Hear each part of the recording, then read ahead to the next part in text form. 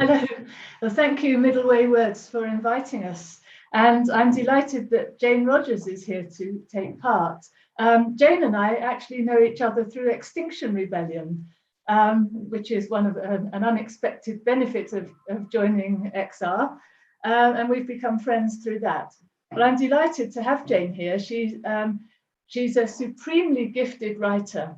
She's written 10 novels, and the thing about her novels that strikes you is how very different they are. And I really think Jane could turn her hand to anything. She's written short stories, she's written original drama for TV and radio, she's written adaptations. She won the Arthur C. Clarke Award for The Testament of Jessie Lamb, and she was longlisted for the Booker Prize. And she received a BAFTA nomination for Mr. Rose Virgins, which she adapted herself. She's a professor of creative writing at Sheffield Hallam, where she teaches on the MA writing programme. So she has a wealth of knowledge about writing and mentoring, and I'm really looking forward to picking up some tips. Thank you. You make me feel embarrassed. Let me introduce Linda. Linda mainly writes young adult fiction, but interestingly, she is currently embroiled in, I think, her second adult novel. So she will come at the whole issue of writing adult fiction from a very interesting and different direction. Linda herself has an amazing track record in publications. The Shell House, which was published in, I think, 2001, was shortlisted for the Carnegie Medal and the Guardian Children's Fiction Prize.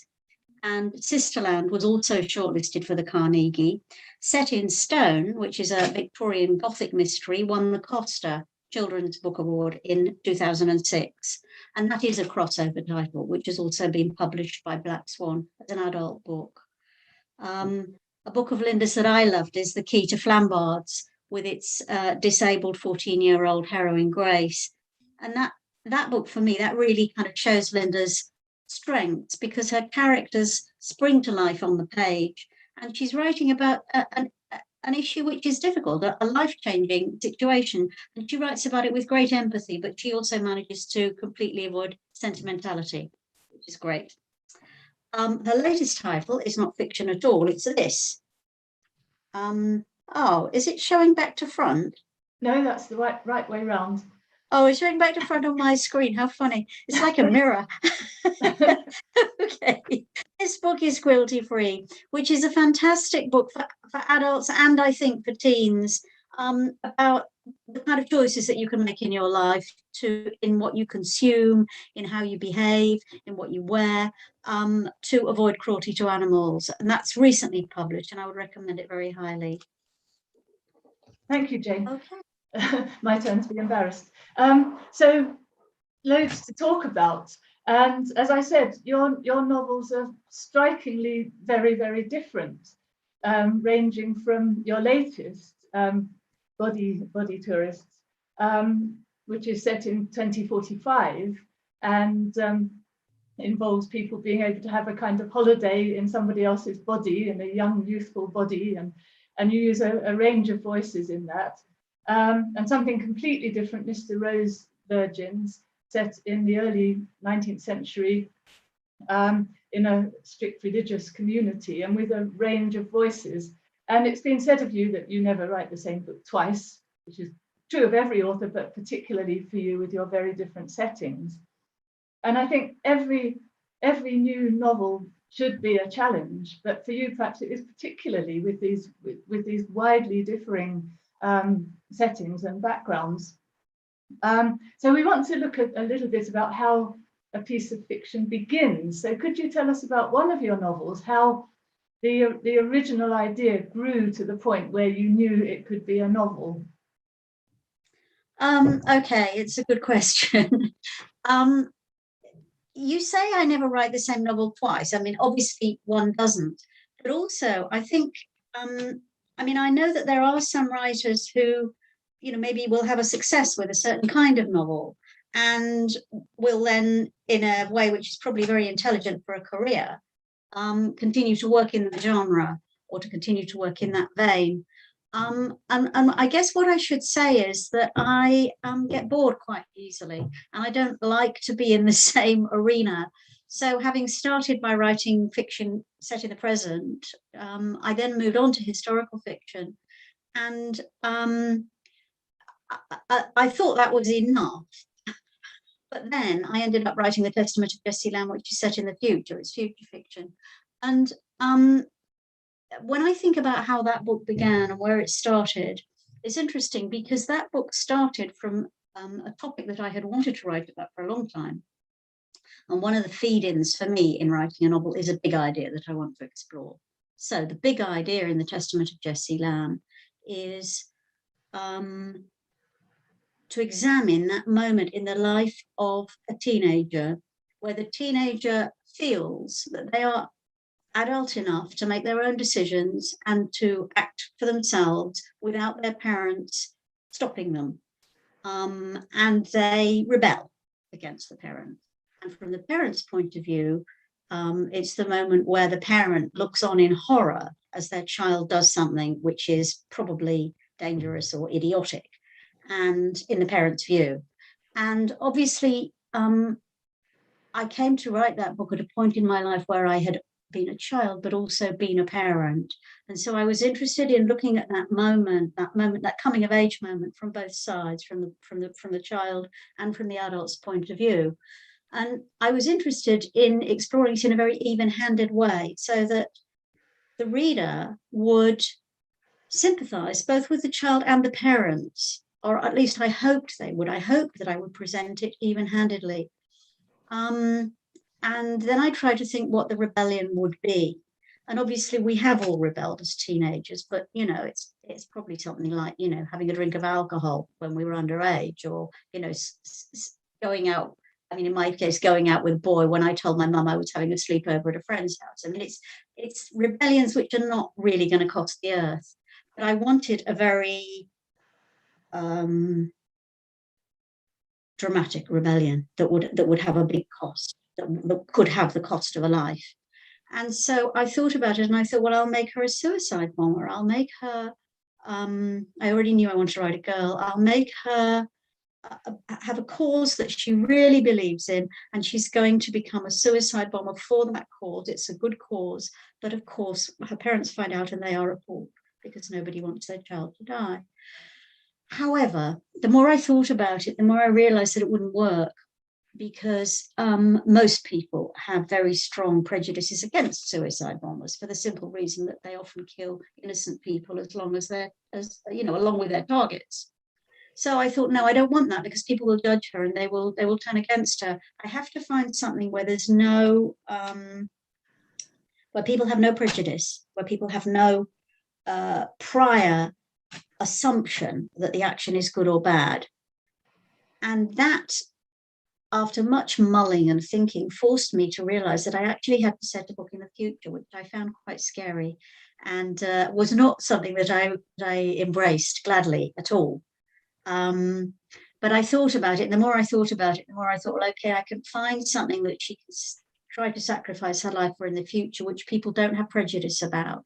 And they will be open-minded when they read her reasons for doing it, and they will take it at face value of what it is, rather than having a prejudice.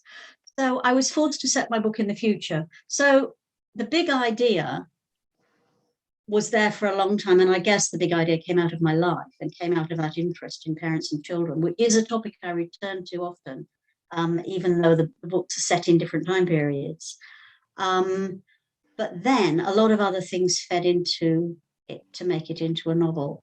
And I think now, looking back, one of the things that was very, very important was that I was given a fellowship to go to Banff in Canada to do writing time, pure writing time. And I got 3 months in Banff in January, February, March. And if anyone knows where Banff is, it's in the Canadian Rockies. It's very cold.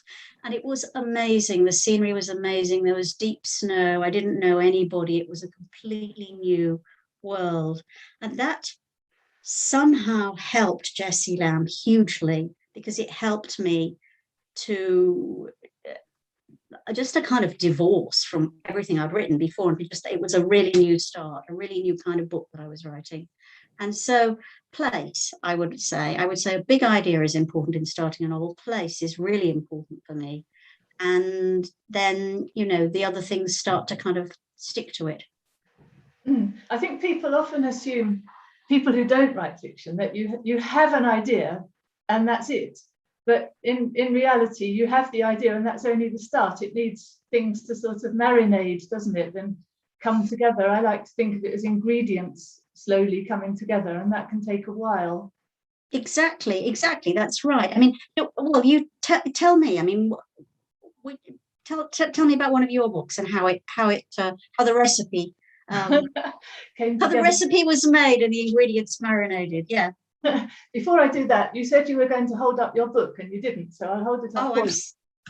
Thank you. Testament of Jessie Lamb, which I highly recommend, and you absolutely do engross us in the world of Jessie, but also at the same time we're sort of horrified at what she's thinking of doing and sympathizing with her father as well. And it's absolutely a page turner with big ideas. So I highly recommend that.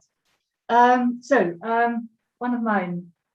Yes, I think I'll talk about the Shell House. Yes, I do have it here. The Shell House, which is a favourite of mine. It's partly based on a real place. Well, it is based on a real place. A ruined 18th century mansion on the edge of Epping Forest, which was burned out by a devastating fire. And I used that house both in the present day and in the past. And the past sections of the book are set during the First World War. And in the present, a teenage boy is visiting the burnt out ruin of this house. And I used the house there as a kind of metaphor. You see it in 1916 when the story begins. It's an aristocratic family home, and the son of the family is expected to marry and produce a son and heir and keep the line going. And then you see in the present day that's all gone, destroyed, and of course that's a metaphor for the First World War itself. And so it began with the house itself. I visited it. I grew up in Epping, and my parents lived there until quite recently. And so I'd been to this mansion, Copt Hall, and slowly it occurred to me that it would make a fantastic setting for fiction. And why didn't I do something? And it grew from there. I suppose originally I thought I would write a First World War novel. But in fact, I already had written a First World War novel set in Essex as well, called Some Other War. And then I saw the possibility for including a lot of other ideas that I was interested in the present, about sexuality and identity and religion. And so I'm able to move back and forth between the two time periods and look at sort of what people thought were certainties, which turned out not to be, and sort of religious doubts and doubts about sexuality and all sorts of things. So that was one I particularly enjoyed writing. Yes, and we're going to talk about structure, which is so important. But let's first of all look at point of view, because that's a really crucial decision or decisions that you have to take before you can start, really, isn't it? How do you determine which point of view you're going to have, and how do you find the voices? Something you're particularly good at? Well, thank you. Oh, that's a strange noise. You're okay. You're still here. You are still here.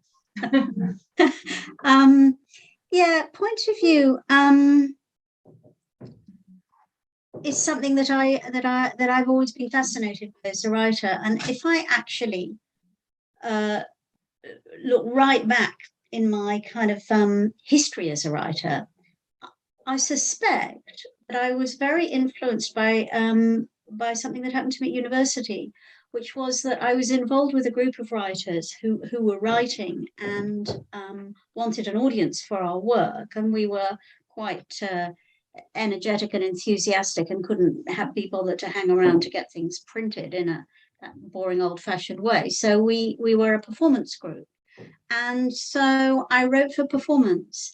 And since I don't see myself as a dramatist, although I've written radio drama, but for that group, for Feast, I mainly wrote in the first person, and I wrote monologues. Because obviously you can perform a monologue, the story is there and it's in the. So for me, that use of first person voice goes way, way back, and all my books have used some first person. I always used to think that when I was a really proper grown up writer, I would move on to third person. I am a proper grown-up writer, and I mean I have used third person, but my instinct is always, it's because it helps me get under the character's skin. You know, you get into their head if you use their words, if you find the way they talk, and it's hard to find out how a character's going to talk. I mean, the most obvious book to talk about here is Mr. Rose Virgins, because that's got the most voices. That's got 4, and that's got 4 women's voices, and they are very different. And I hope that if the reader just lets the book fall open at any page, they can tell which woman is talking, because the voices are different. Now, 2 were really, really easy for me. One is called Martha. This is the book that Linda mentioned before, Mr. Rose Virgins. I've got it here. Hold it up, yes. I'm sorry, it's the cover at the moment is not like this. This is an early cover. It's gone through a number of weird and wonderful covers because it was on telly. That's an early cover. Anyway, Martha is the woman who's been brutalized and pretty much kept as an animal. She's been treated very terribly. And therefore, the obvious way to present her voice was stream of consciousness, because she doesn't have the habit of talking to people, and she doesn't think in sentences, and she doesn't, you know, so it's a very internal, bitty, broken voice. So she was easy. And Joanna, the religious one, was also easy, because I drew very heavily on the King James Bible and on biblical language, biblical imagery for her. So those 2 came easily. But the other 2, Hannah and Leah, they both took a lot of work to get their voice. And I think with Hannah, I struggled above all, because I suppose of the 4, I mean, Hannah is the one the most like me. She's the one who becomes an educator. She's the one who has political leanings. And also she's grieving the death of her father, which I was when I wrote that book. I found it very hard to get Hannah. But, you know, I mean, I just find that, you know, one of the things I do when I'm working on a book is that particularly if I'm trying to find a voice, I will write for maybe an hour in what I hope is that voice. And if it isn't any good, well, okay, leave it till tomorrow, read it then. And if it's possible to cross things out and make it a bit better, good. If it's rubbish, no, start again. And just keep having stabs at it until I get the actual voice I want.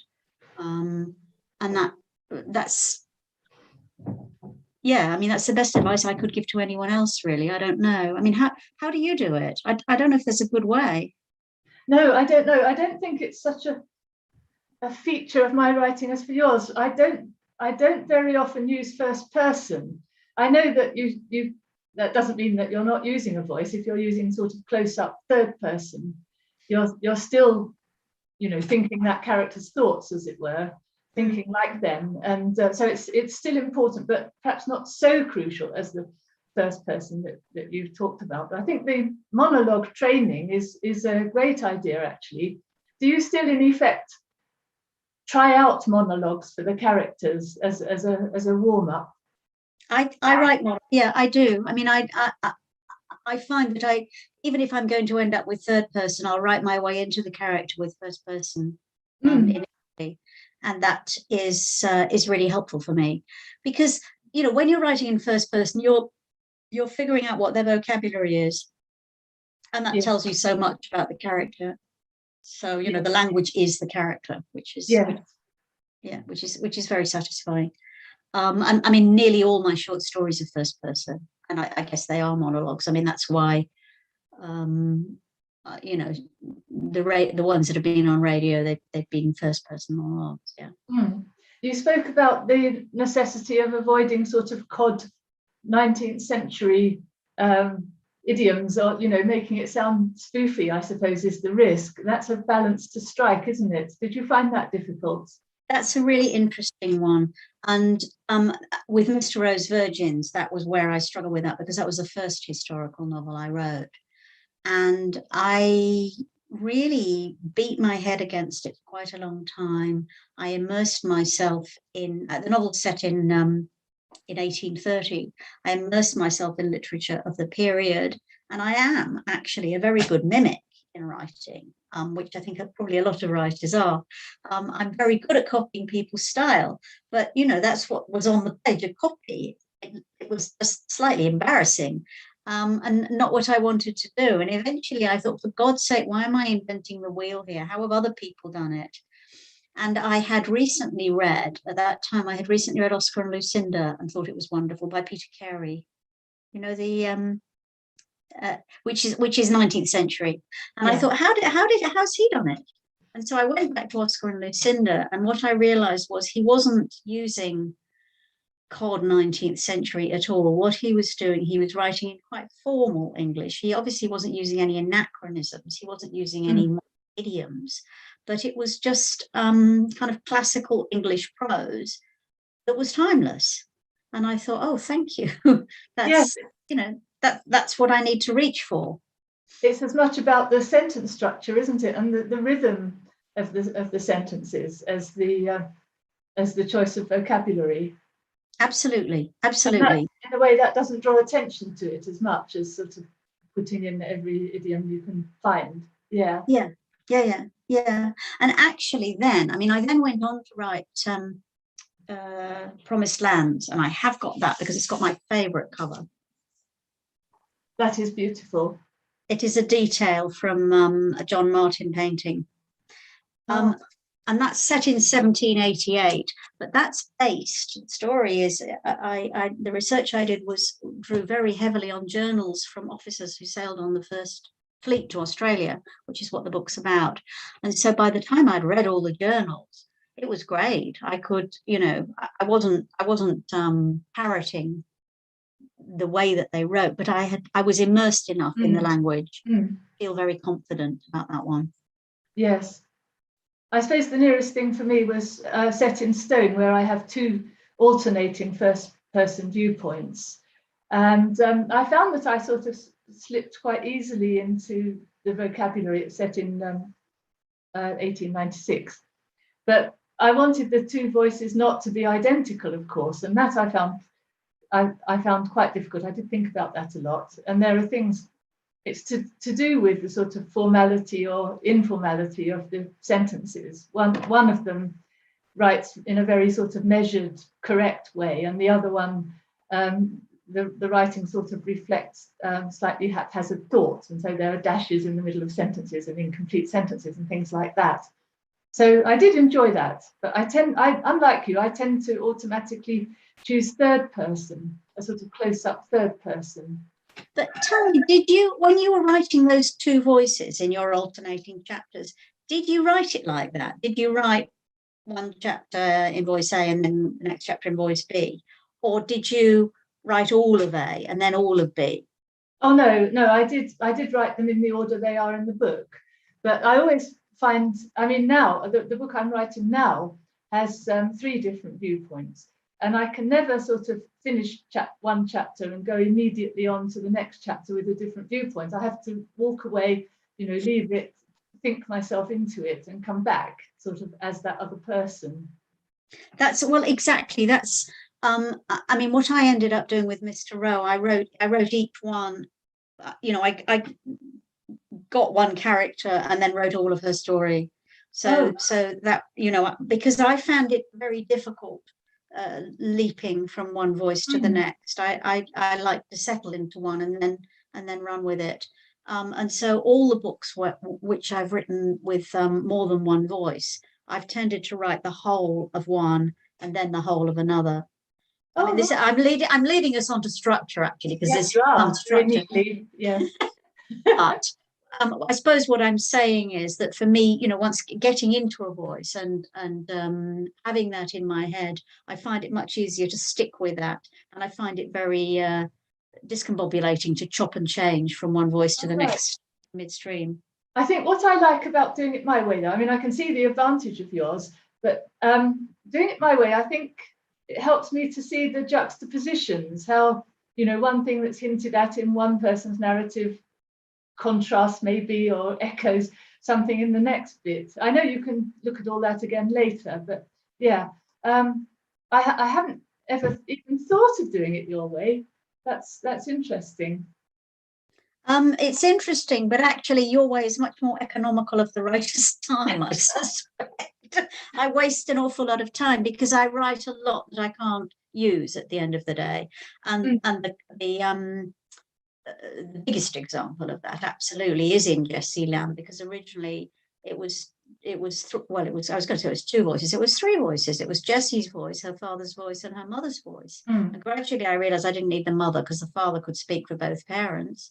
And then I realized I didn't need the father, because actually Jessie, if her voice dominates and she reports the adults' conversations and she describes what the adults do, it's much more powerful because the reader fills the gaps, and that other voice wasn't needed, but I had written it. And I guess maybe writing it helped me very much to know how much information I could let Jessie give, because I knew exactly what Jo was feeling and thinking. Oh, yes. Yeah. I knew it. Yeah. Yes, there's a lot that you need to know that doesn't necessarily get into that doesn't get shown, exactly. But there's something I want to ask you, which is I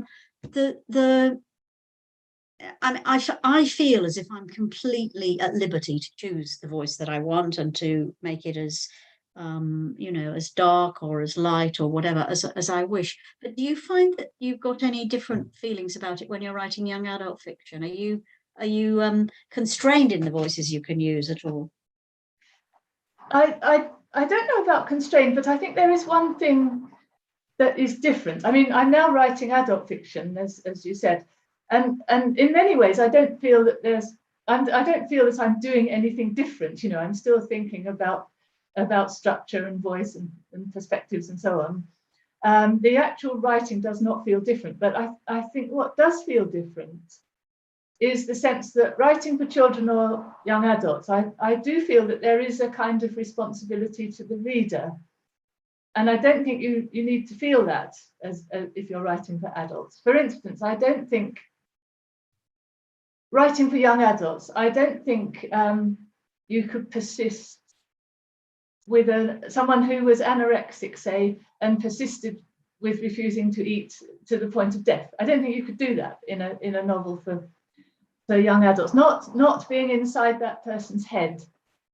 You could, if looking from another person's perspective, but I don't think you could be inside the head of someone who persisted like that, or a young character who committed suicide. You can write about suicide. I don't think there's any subject you can't write about, but I think you have to be careful of where you go, whose head you get inside, and where you might lead readers. So I do feel that is a difference, perhaps the main one. Yeah, that makes complete sense. And I can think of reviews of young adult books, which sometimes, not yours, I hasten to add, which some critical or anxious of the, either the violence or the sexual content, which is being kind of not recommended necessarily, but which might be taken up by young readers as a role model. Yes, also I think in a novel for young readers, I think you do have to have some kind of hope. I don't think it wouldn't feel right to me to write a novel that has a completely desolate ending. I know there are exceptions. Robert Cormier was known for that, and there's a brilliant book of his called I Am the Cheese, which has a completely desolate ending. But I think that's unusual. That's very unusual. I think most writers for young adults want to offer some kind of hope, which is not the same as a happy ending, of course, but some kind of resolution. We've got a few questions coming up now. Shall we pause and look at those? And then sure, we can talk about how we keep going as well. So Marilyn asked, what have been the magical moments of your careers? Okay, I'll go first. I guess for me it would have to be when I realized that they really were going to make Mr. Rose Virgins as a TV drama, and it was really, really, really going to happen. Yeah, fantastic. And that was very exciting. And you know, as the cast got put together, and there were lots of interesting discussions. I mean, the producer John Chapman was great, and he was very. I was very involved in the production. You know, he really involved me in discussions, and I remember we were talking about who would play Mr. Rowe. Yeah. And I said, oh, Mr. Rowe isn't an important character. It's the women who are important. It's a story of the women.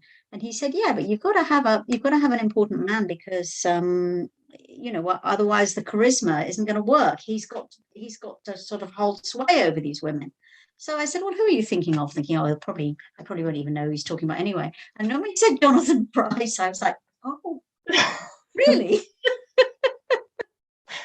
So, yeah, I mean, it was just a hoot. It was brilliant. I was very, very lucky. Oh, that must be just wonderful. So what about you? Yeah, gosh. Of course, I dream of casting my novel sometimes when the film offer comes along. It never has done. But no, I think for me, I think the sort of breakthrough moment came when The Shell House was published, because until then I'd written quite a few young adult novels and a few for younger readers as well. And they'd had some nice reviews, but they, you know, that was about it. They sort of sold very modestly, and I think one or two of them had even gone out of print by then.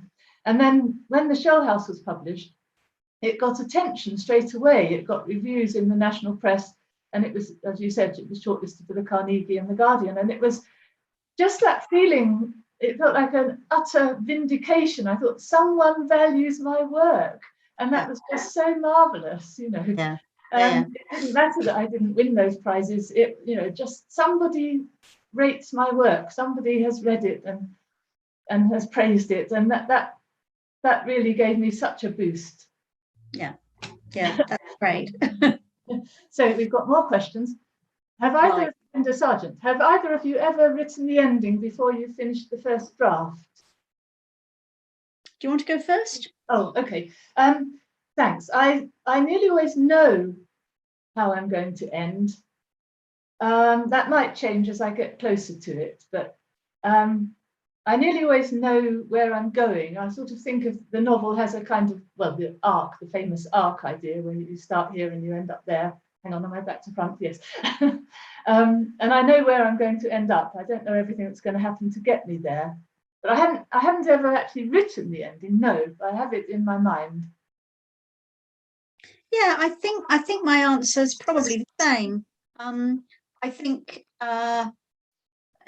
I mean, I set off and I have a sense of what I'm trying to do, but I don't quite know how I'm going to get there or what I'm going to find along the way. But I have a sense of where it's going to. With the historical ones, it's very easy because they are completely based on history, and so I know what the end of the story is. I mean, you know, Mr. Rowe, the household was disbanded in Promised Lands. My hero was expelled from Australia. So I knew the historical ending, but in my head it always feels as if the end is somehow provisional, and the mood and tone and slant on the ending are things I don't know.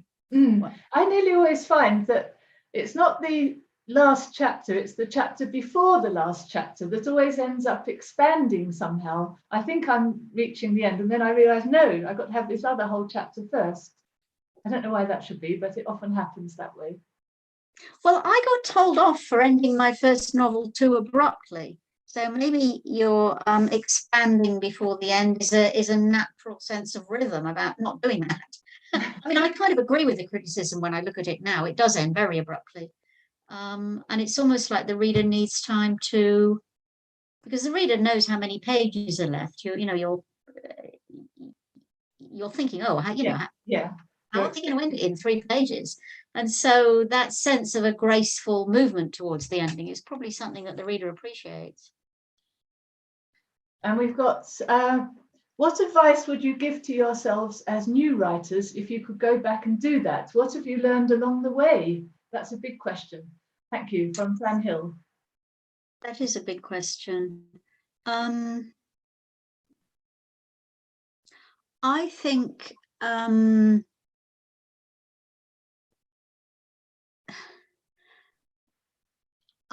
I would be less aggressive.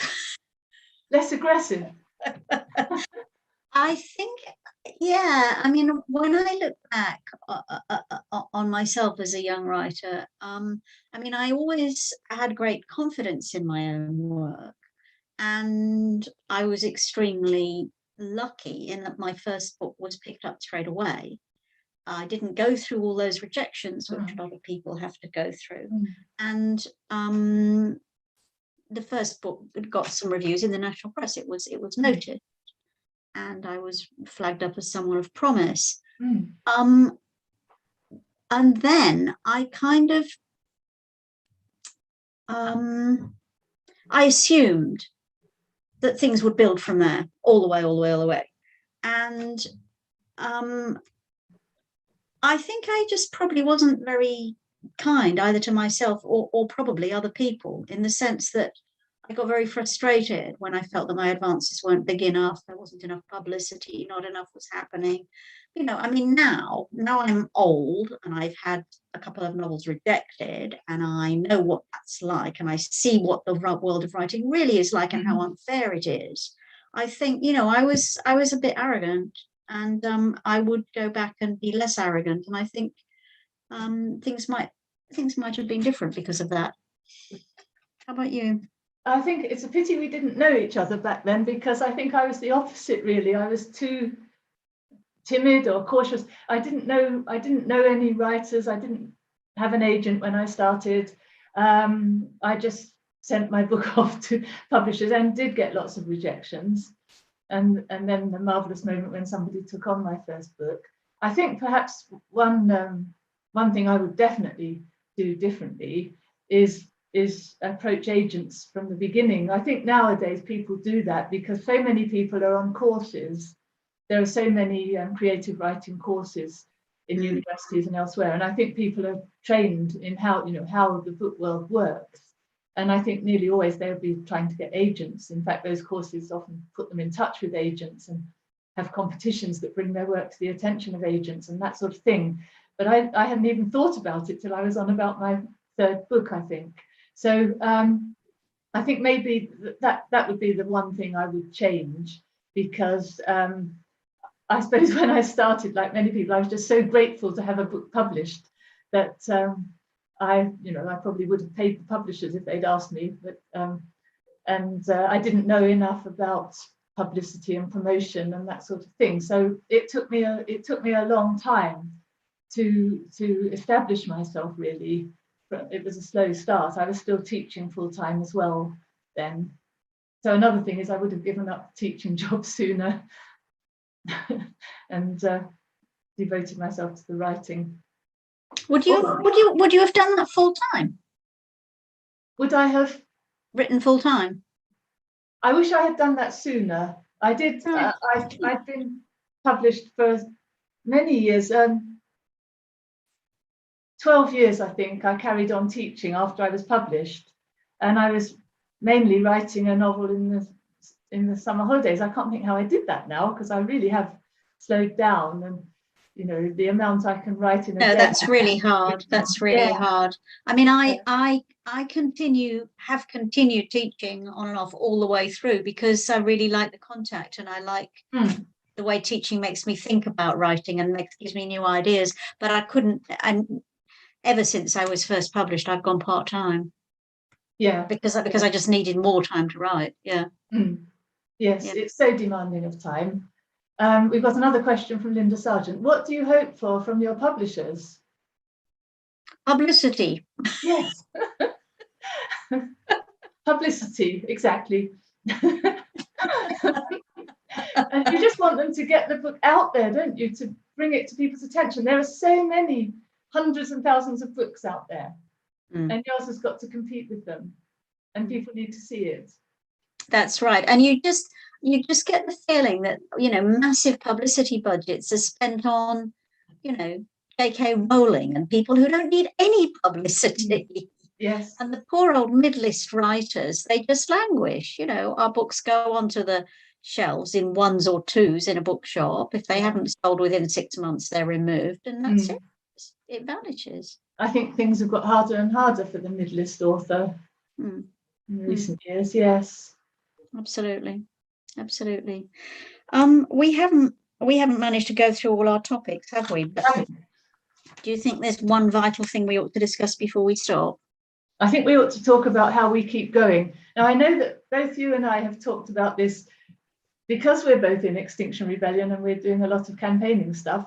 That eats into our writing time, doesn't it? And we both, I think, find it difficult to find the time to sit down and write.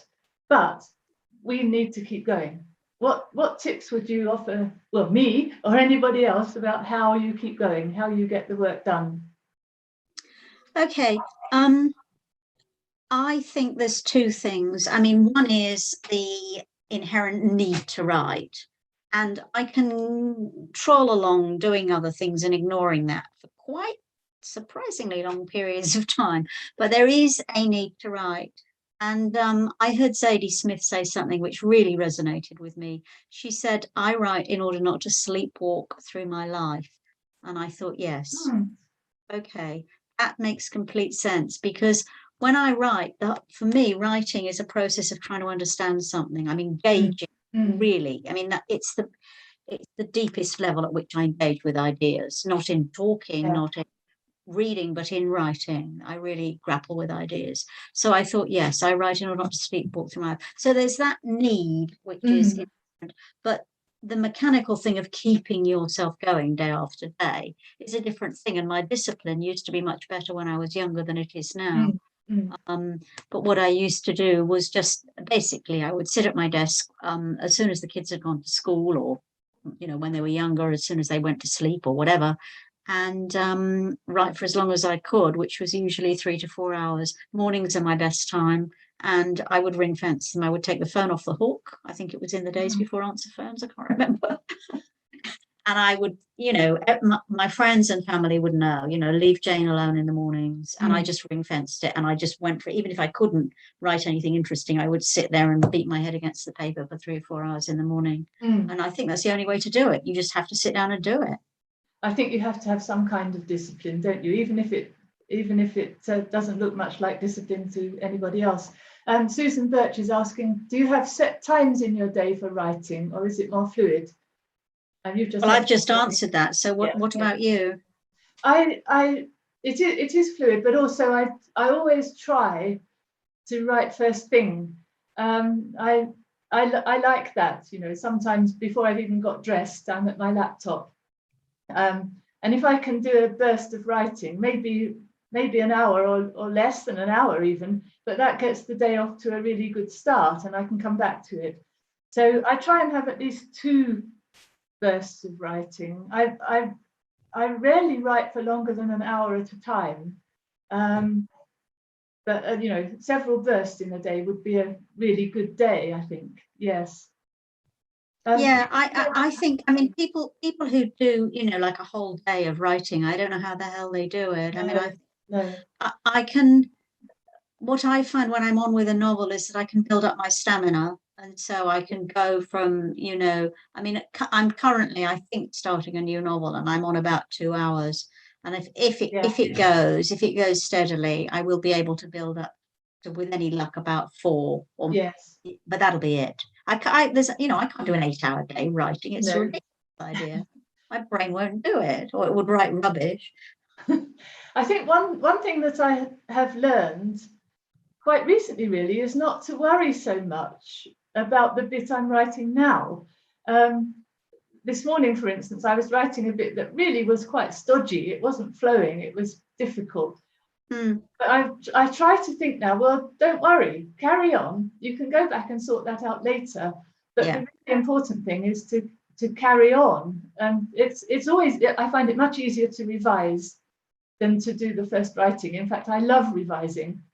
I don't mind how long I spend on it. And so so I think the important thing where I am now is to keep going and get to the end. And I know there are some bits that aren't good enough, many bits that aren't good enough, but I'll fix them later. Yeah, I completely agree with that. Absolutely. Yeah. Well, we may be near the end of our allotted time. Would you like to say a quick bit about the climate emergency and whether that is going to get into your fiction? Well, yes, it is going to get into my fiction, I think.